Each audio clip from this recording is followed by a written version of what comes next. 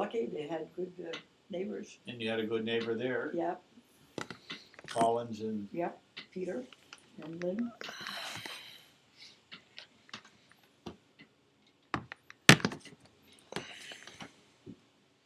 Okay, let me see here. All right. Now, from your point of view, where and who were your parents? I know they were mom and dad, but You don't remember Grandma Guyette and Grandpa up in Vermont? Maybe remember seeing them, but Yeah. what were their names? My mother was Beatrice Bovat. Okay. My father was Edward Guyette. And were they from? Right there in Vermont. Okay. In other words, never seen of a marriage license for my mother and father. Yeah. Even though my Uncle Aldolf said he thinks they were married in Rochester, New York. But nobody's for sure? No. So they got married, you know when they were born? What? My father was born in 1904. Okay. My mother was born 1910. Okay. I was born in Fairfield, Vermont. That's where Chester Arthur, president, was born. Oh.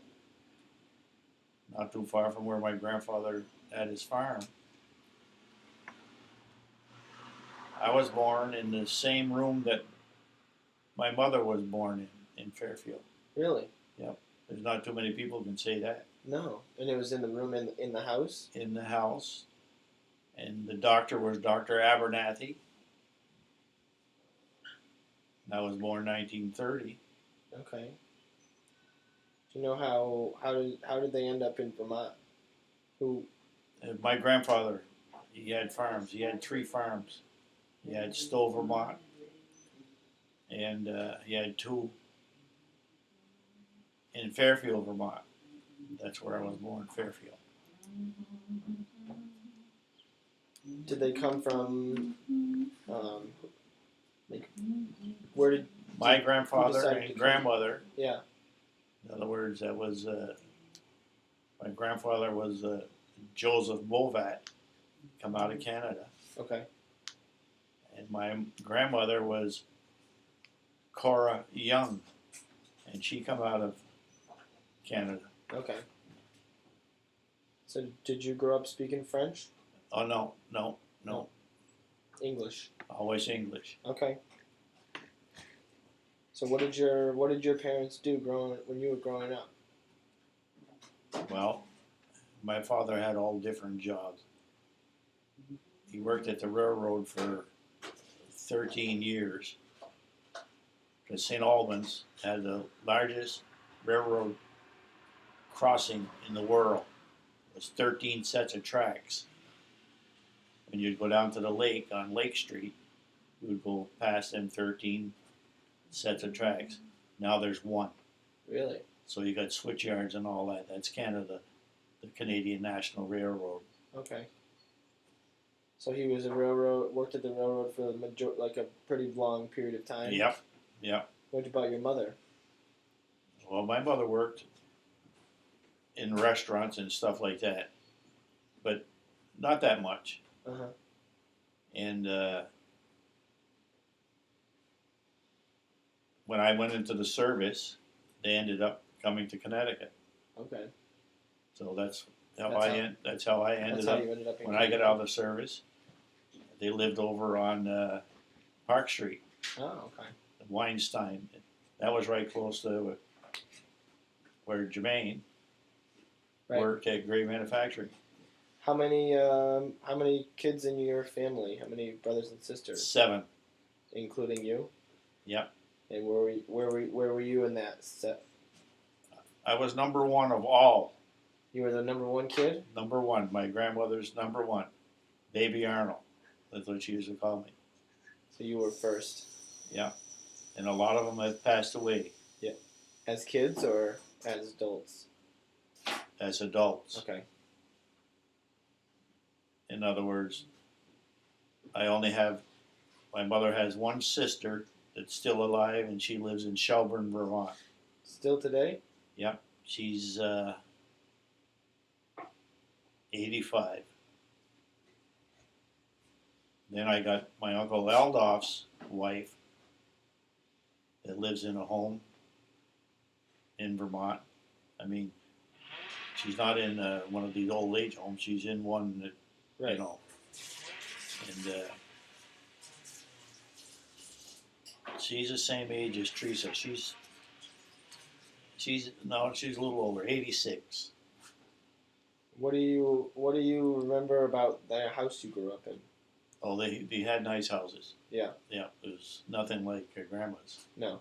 Grandma was in the wilderness. I mean, we had hospitals and we had everything there.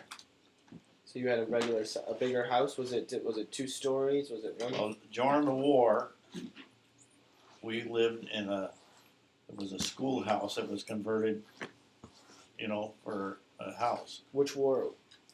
World War II. World War II. Okay. But then the farmer had a hired man that had to have a place to stay. Norman Pelkey was his name. So we had to move out of there. Now, Okay. I don't know if he ever moved into that house or not. But you had to leave. But we lived in that house. Oh, we must have lived there. We used to have a nice big garden and everything. Yeah. And I used to go getting frogs there because we'd eat the frog legs. Okay. And then we didn't have too far to go to Lake Champlain. It was about 4 miles to the lake. We'd Right. go fishing, and in other words, with my father and that. My father also worked at the canning factory. One time he had the big dinner pail, and he brought one potato, filled that dinner pail. That's how big the potato was. So generally speaking, what did you do as kids when you were growing up? Well, in 1945 or 46, when President Roosevelt died, the war was getting over then. Yep.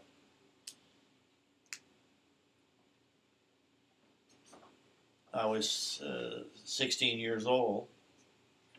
I could work at the bowling alley. Plus, I worked at this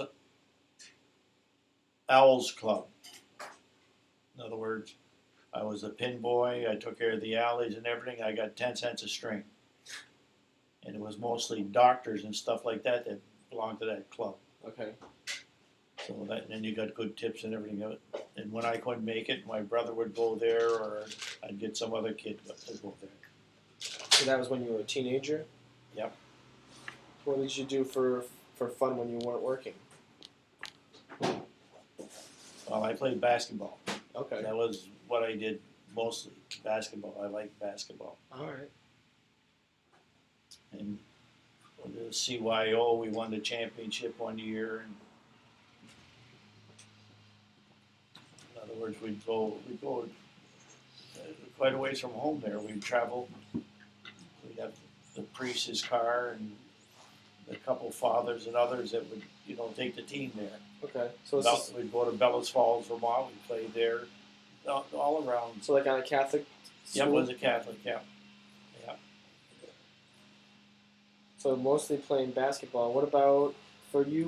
We played football and Football? baseball, and we'd get our own field ready and all that. I mean, but not like today with all these nice parks and everything that they got. Right. We had to make our own.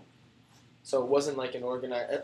Basketball was an organized Yeah, league, that was. but the rest were just you get Yep, friends yep. together and go play football and Yep. baseball. And we'd even go into the city hall there. They had a court there. Okay. But the floor was kind of wavy. Yep. Now they've got a new floor in there. Oh sure. What kind of what do you remember as far as holidays growing up? Holidays, I remember when we lived on the Brunson Road and we were, where we had to move from.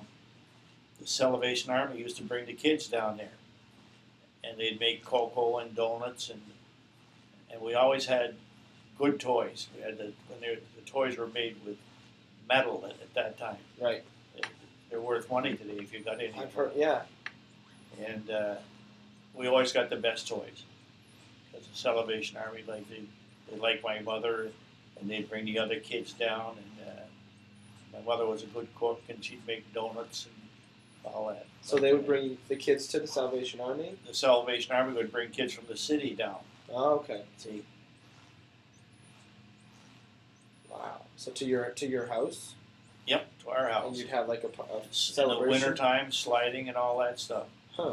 Yeah. That's neat. Then when we bought our own house, I mean, we lived in different places besides that. Okay. But I was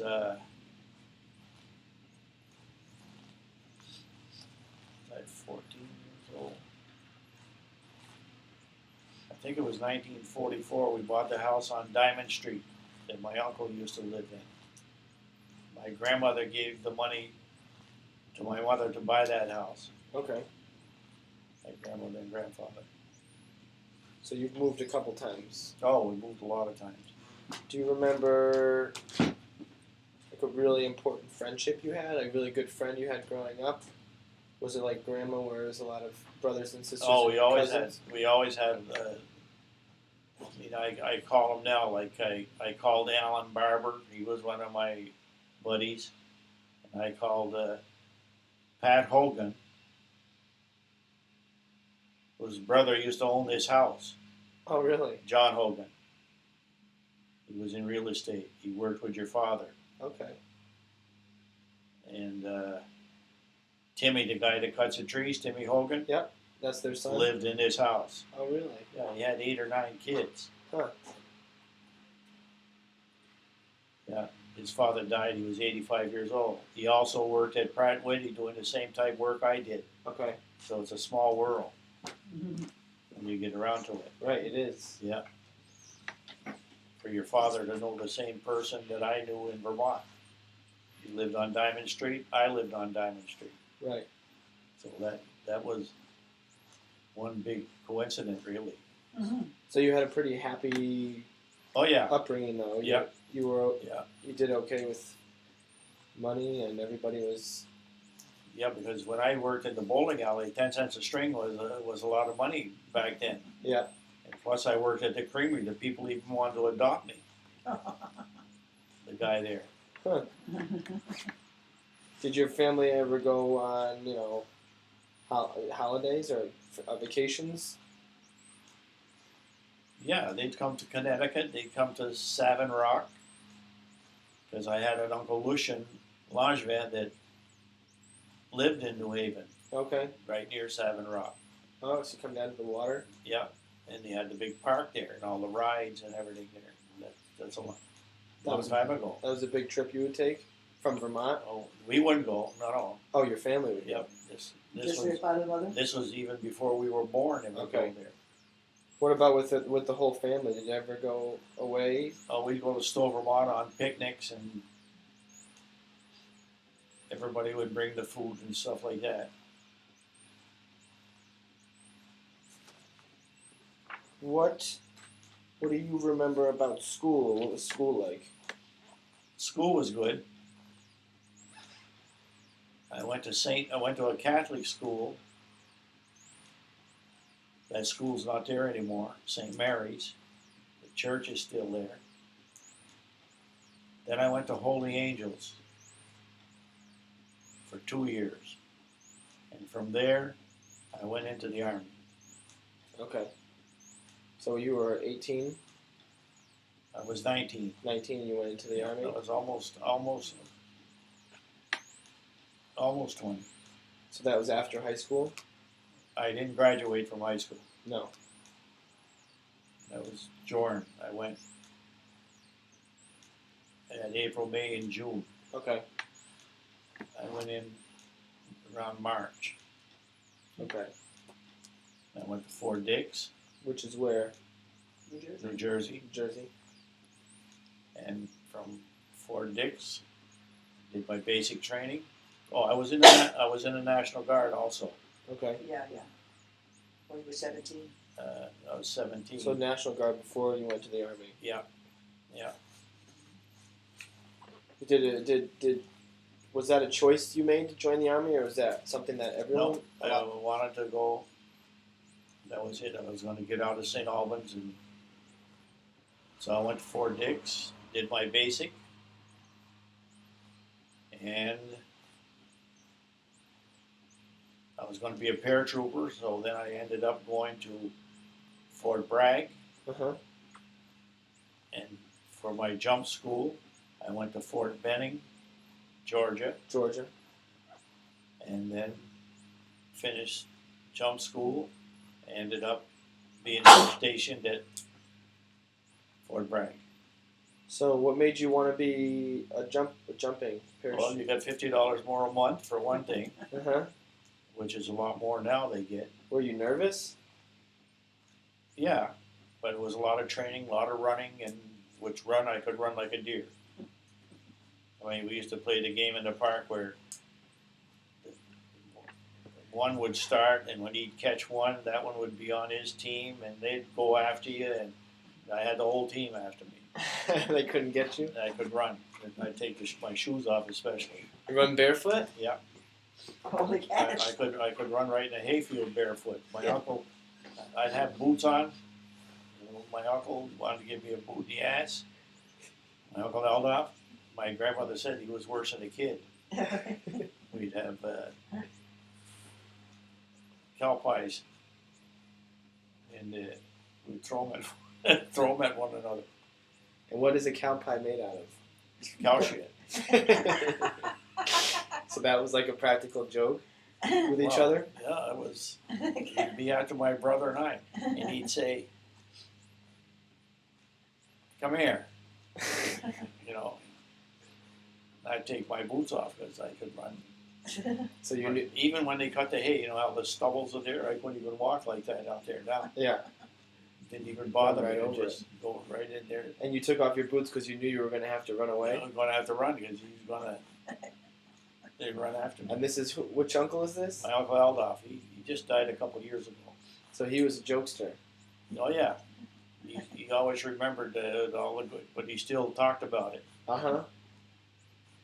So you're in jump school down in Georgia, and you're what, probably 21? Yeah, I'm getting around there now after all the basic training and everything. And That's when they started segregation too, because when I was first at Fort Bragg, it wasn't. 504th was all white. Yep. 505 was all black. That's how they had the football teams and everything. What was that like for you? Because that was pretty normal Yeah, back it then. didn't bother me. Yeah. But you take the rebels from the South and that, they didn't care for that much, you know. Yeah. But got along pretty good. Do you remember having any friends that were black? Or did everyone just do separate things? No, everybody did mostly separate. Yeah. Because I was in supply, and then they had electricians that were in supply, you know, and we more or less stuck together, you know. Yeah. If we go to different places, we'd be together.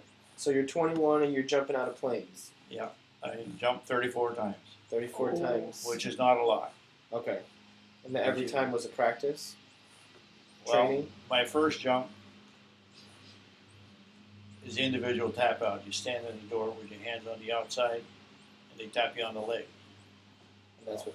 Took 3 taps before I went anywhere. And I remember going, you're supposed to jump straight out. Yep.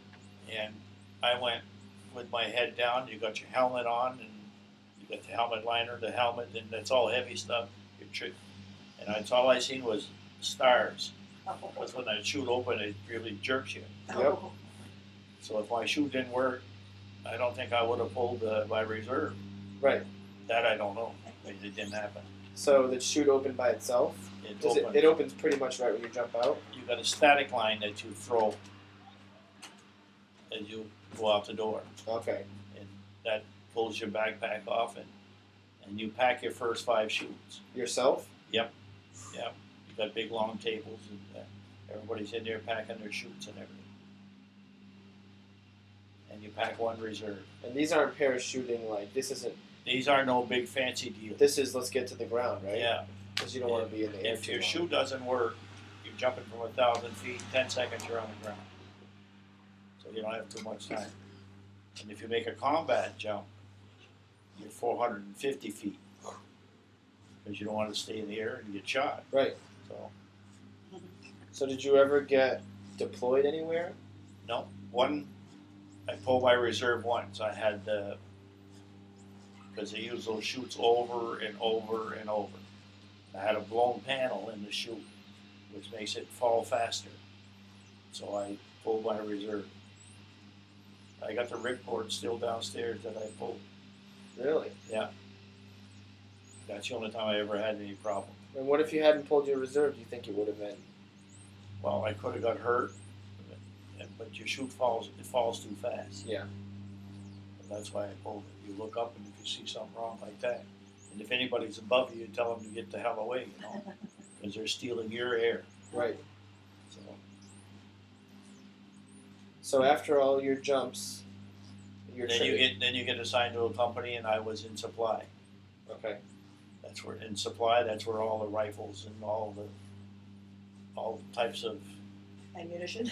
guns and everything are in there. And this is still in Georgia?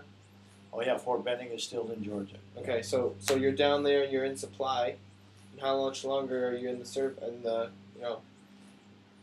I was in 37 months okay. from beginning to the end. And then you went back. They just were you And when I got out, it was on a Sunday, and I had saved money, but you couldn't get no checks or anything, so I had all cash in my pocket. I had $3,200. That was a lot back then. Yeah. I had money in this pocket, that pocket, this pocket. it's just all that cash? Pocket. Yep, all bills. Don't forget that then when I got out, 53, I bought a new Ford. Okay. I kept it a few months. Then I bought a new Mercury. So I bought 2 cars in 1 year. In 53? 2 53s in 1 year. 53, that's what I had when So that's what you met her with, right? the 53. The fancy new car? Yeah. Oh yeah. And the funny part was, in 53 we were going to take a trip, because I lived on Congress Street with my mother and father. So I swapped that car, which was maroon, and when my mother was coming with us, I picked her up in a green one. Now she's in that car for a little while, then she didn't know what the hell was wrong. She was feeling the dash and all that, wondering how come it was that color, you know. She didn't know. She was confused, Then I had to tell her. So that wasn't too long before you met Grandma, right? Yep, yep. So now take me to that. So you're at the wedding. She's told me what she thought. What were you thinking when you saw Grandma at the wedding? Because this is only a year later that you're at this wedding Yeah. in this new car, and you see. I thought she came to. She didn't, but I thought she came to the wedding on a bus. You know, one of the Hartford buses, because it was a great big bus. You would see it in the picture, in our wedding picture. You see that big bus, and I always say that's the one she came to the wedding in. But you saw her, and what made you think I have to talk to her? Because she wasn't the only person there. But there's something that made you interested. What made you interested? Well, that was in '54 when I at her brother's wedding. Right. What made you start? What made you want to talk to her? Not really. It just happened. But someone had to say. Did someone else Yeah. say you should meet Geraldine, this person? my sister Geraldine, she's still alive. Right. Geraldine. Yeah. She was the matchmaker. She used to say to her, because he worked at Underwood, and Romeo, my ex-brother-in-law, he comes here, She used to ride to work with him. Okay. And they used to say, Geraldine, which married Romeo, said, you ought to meet my brother Arnold. Well, she had met my brother Carlton, and she didn't care the way he looked or whatever. I was not interested. She wasn't interested, so she figured I was the same breed, so Try Arnold. she didn't worry about me. But once she met me, I couldn't get rid of her. So that's what happened there. So it was more of almost just like today, but Geraldine is really matchmaking. Somebody saying Geraldine really was the one. Okay, Yeah. and that's your sister. She said at her brother's wedding, she said, "You go with Arnold." Yeah.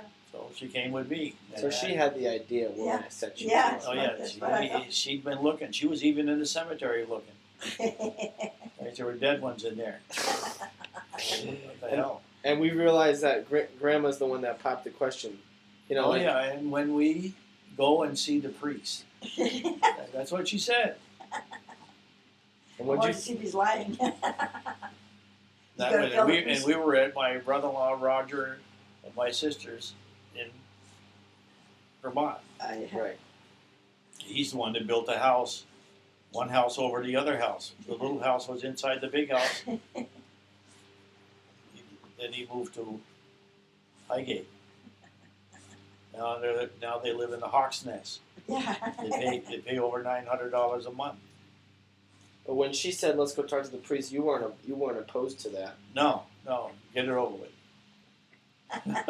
No, you liked her. Yeah. You liked her, so Yeah. you got married, and obviously, just like both of you were you as surprised as her when you found out you were having a baby? Were you surprised? Yeah, I wonder when the hell that happened. Rutland, Vermont. The pipes in the rooms and everything. There was no fancy hotel. No. In, But Rutland, the Vermont. funny part is, I put on the paper that we're gonna get married in October. Yeah. Are planning an October wedding. Well, that October didn't come through. July 31st came first. We switched that date. Might as well get it over with and get married, for Christ's sake. there you Why go. just hanging around knowing you're going to get married? Who paid for the wedding? Well, I had money. I had saved my money. I was ready. I don't know how much he had, but The wedding didn't really cost that much. Right. No, because you didn't pay too much on it. And you said your uncle brought some beer and someone brought food. My father. Your father brought. Yeah. 'Cause that's what they were, when the day ended, they were in a pile down on the floor. So they had fun. Yeah. I don't know if they did, but Well, they were all, as far as I'm concerned, they were alcoholics. Yeah. So it wasn't an uncommon thing that they would be drinking. Yeah. You remember that as growing up, like your father and your uncles often having drinks. Well, I had my uncle from New Haven, my uncle Lucian. Yep. And my aunt Hortense. And then, like Uncle Romeo was married, and my sister Geraldine, and there were people, and my brother was at the wedding, and her girlfriend was the maid of honor. Okay. Yep, Cecile Bell. Cecile Bell, and they live in Enfield. Yep. Okay. I think they're still around too, because Oh, yeah. I see them in the. But she don't want me to call, so I don't call. Otherwise, I'd give them a call. Yeah. Ask them how they were. And you started working at Pratt and Whitney. I had just got the job at Pratt and Whitney just before I met her. Okay. And what did you do at Pratt and Whitney? Well, I started off, I was in finished stores where all the finished parts, we would pull them in that and send them to the assembly floor for building the engines. Okay. So you kind of separate them out? Yeah. And I always ended up getting tops in my labor grade. What's that mean? Well, it was only a nickel or 6 cents, but Yep. it was as high as you could go. Okay. Premium money. Yep. Then I went from there that was a promotion just before the strike. I went to spares follow-up. In other words, customers would order parts. We'd either get them the part and get it shipped to them, or we'd give them a promise when they were going to get the part. Okay.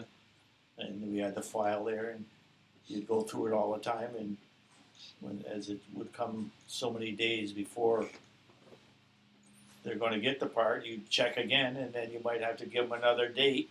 Yep. Which is bad. Right. You want to make sure you keep it. because they're working, they're waiting for them damn parts. Right. That's commercial airlines now. Right. All the airlines. And these are jet engines they're making, right? Yep. And these are parts for replacement for those engines. Right. Then they had the strike, so I was out on the strike. So they sent, when I went back in, I went to the foreman after the strike was over. What was the strike for? More pay, more insurance, and more this and more that. My father was working there also. At the same time? Yep. He was on strike too? Yep. He never went back. Do you remember how long it was of a strike? Was it a Can't long really time or a short time? It was pretty long.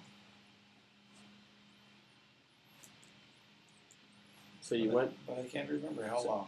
So you went back. So to I the went foreman. back to my place, Spirits Follow Up, because I had just got promoted to go there. Right.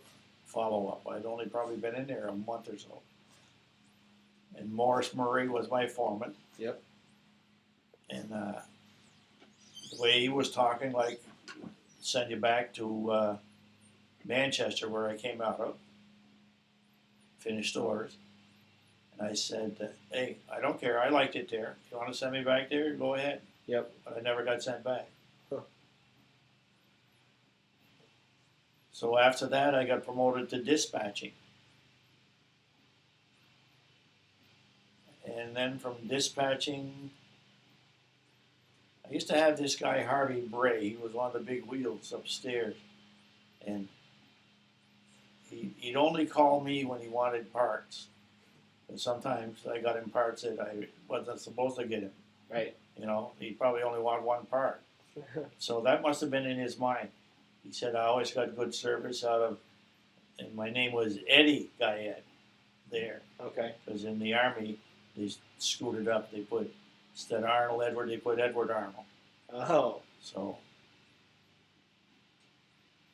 I went to foreman school.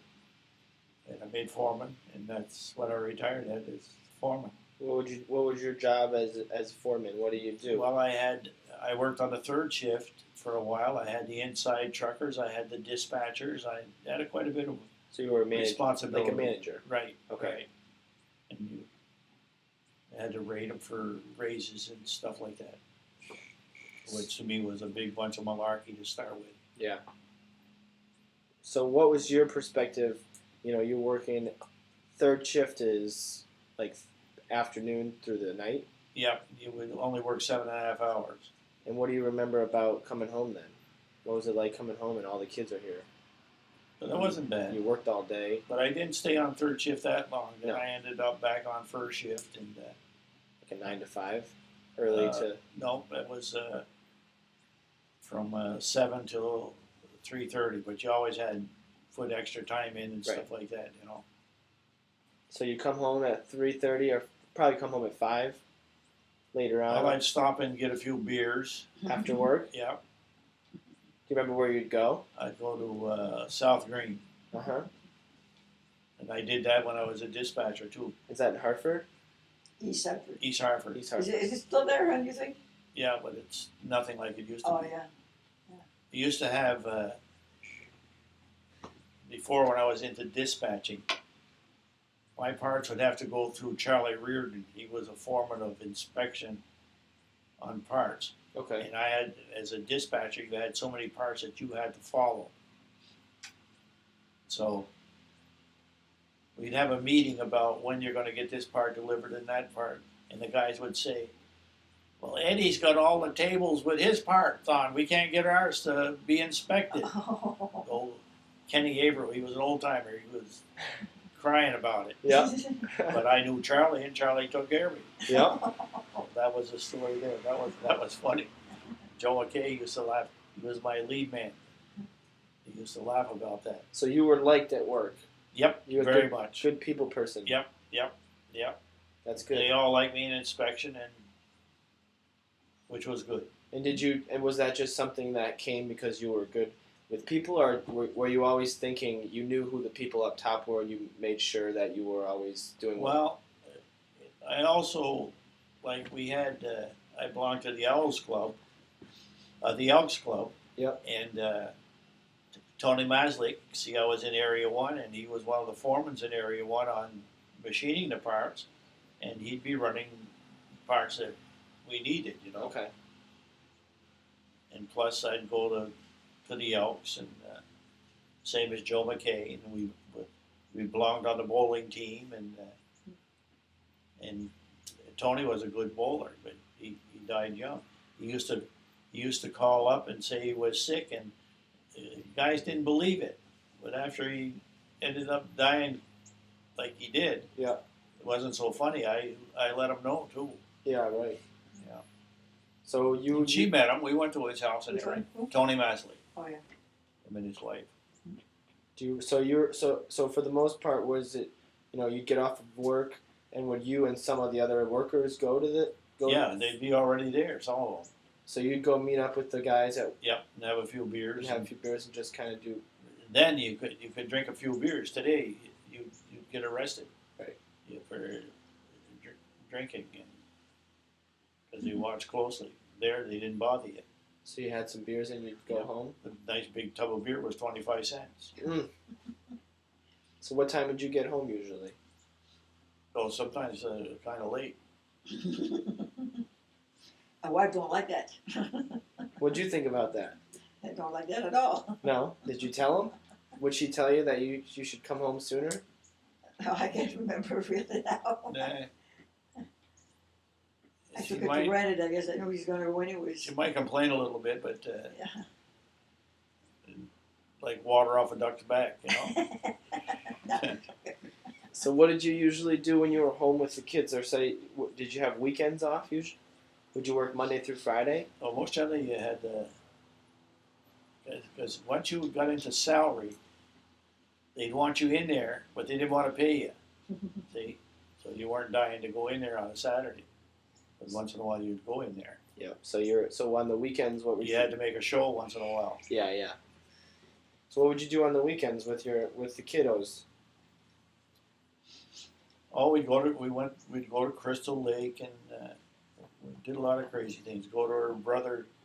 They had land up there in Ashford. The Ashford, land? Connecticut. The land? A lot of Yeah. land. Yeah, Yeah. yeah. The kids would go there, and they had a little pond. They had their little boats. Mm-hmm.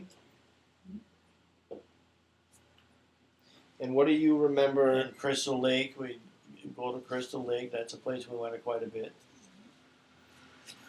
And New Hartford, there to Highland Lake. I had a boat there. We went there.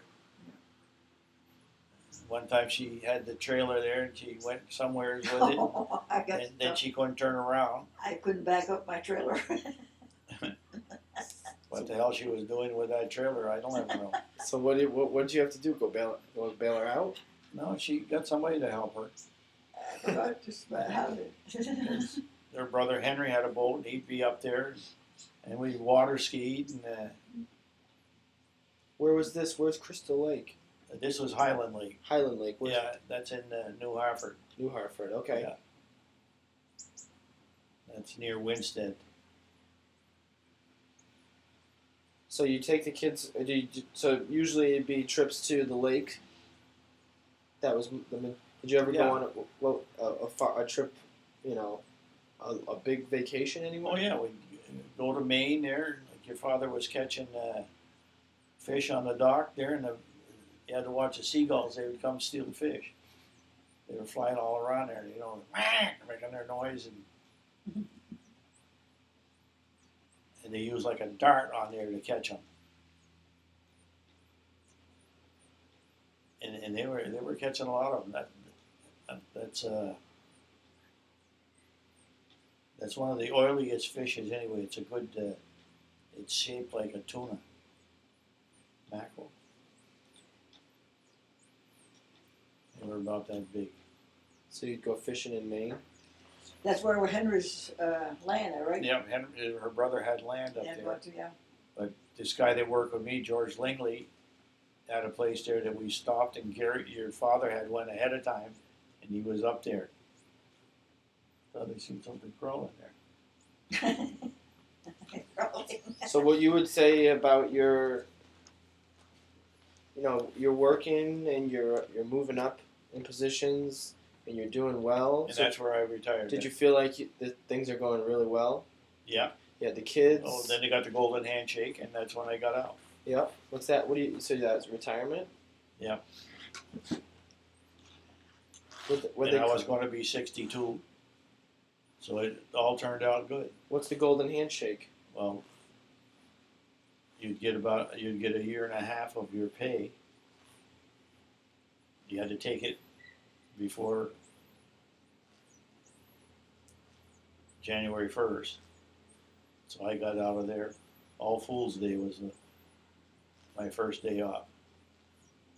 Retirement, 1962. 62 you retired? So I've been out for a while. So when you retired, how old are... So Donna's a baby, right? No, they were pretty big when I retired. When did you retire? 1992. 92, I got you. I was 62. You were 62. I got you. 92. So you retired in 1992, and you got... So they wanted you to retire, is it because they're paying you, they want people to keep... They wanted that before income tax time. Okay. Oh, yeah. So by this time, I'm 7, Craig's 10. Oh, yeah. So then when you retired, then you just started spending time with all the grandkids and everything? What were you excited about for retirement? Well, we went to Vermont quite a few times when I first retired. But we haven't been there for 5 years now. Yeah. I still got one place up there to sell. What's something you think you taught your kids that was something really important? Or To me, I don't really think I taught them. I think their schooling and that, and they had good heads. They didn't Your head. they didn't do anything crazy. Yeah. But they must have got that from somewhere. They had to get that from you. Yeah. Probably from her. Yeah. I mean, your father threw firecrackers where he wasn't and stuff like that. And Right. The Which cops came there, and That's nothing. And they all get in trouble. yeah, Every kid does something, Like when I took the power lines out over there. yeah, Yeah. So everybody does. yeah. And then one time Yeah. they would say they would go over and a bottle of whiskey. They said they found it in the cart, the shopping cart. Really? Yeah, where Joe Hine probably went in and bought it. And, they had their little stories like that. Did they ever get into trouble with you two where you had to sit them down and talk to them? No, No. No. They just knew? no, they knew. So what are you looking back now? You've gone through so much. What do you say? What do you think about everything that's happened? We figure they've been pretty good. Yeah, and the main thing is they were healthy. In other words, you had your Uncle Gary, Right. which we took care of for 7 years. That was the saddest part of our life. Oh, yeah. Jane's husband, yeah. Yeah. My little man. And I love my little that's the Gary. only sad thing that I can remember. Yeah. Even my mother and father dying. I mean, they were old enough to die, Yeah. Right. But him where was he yours. wasn't. So that was the biggest tragedy. Yeah, they're Yeah. the worst. And I know you two did a lot. Huh. My poor little More man. than anyone else, for sure. I love my little Gary. But that's something right there. That's a testament to why your kids turned out good. Because Yeah, those yeah. are the type of people you were. Yeah. And you are. Yeah. Now you just helped each other out. Yeah, I have a hard time talking about it.